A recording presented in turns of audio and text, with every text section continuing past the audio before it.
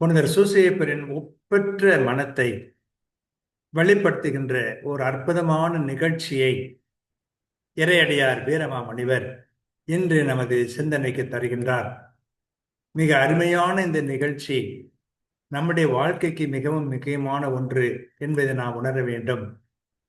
வாழ்க்கையிலே இன்னல்கள் ஏற்படும் பொழுது எப்படிப்பட்ட முடிவுகளை நாம் எடுக்க வேண்டும் என்பதை காட்டுகிற நிகழ்ச்சி இது. என்னுளம் அறிந்து ஓர் எதிரில் நாதனே, உன்னுளம் எனது என உளத்தில் உண்ணலான், மின்னலை அகலுதும் இவளை மேவினி, துன்னலை அகற்றுதி என்று துஞ்சினான். என் உள்ளத்தை முழுதும் அறிந்த ஒப்பில்லாத நாதனே, இது உன் திருவுளம் என்று நினைத்ததினாலல்லோ இப்பெண்ணை விட்டு போகிறேன். நீ இவளை காத்து வரும் இடையூறெல்லாம் நீக்குவாய் என்று சூசை நித்திரை கொண்டான் என்க.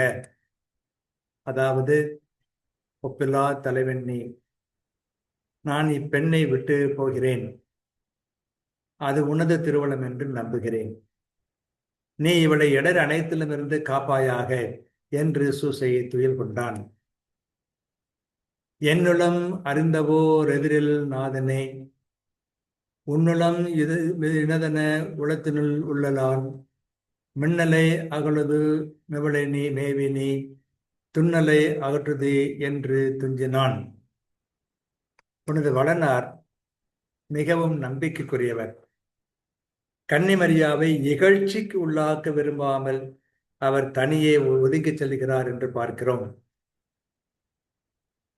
உண்மையான அன்பு என்பது அன்பு கொண்டவரிடத்துக்கு எந்த துன்பமும் வரக்கூடாது என்று நம்புவதுதான்.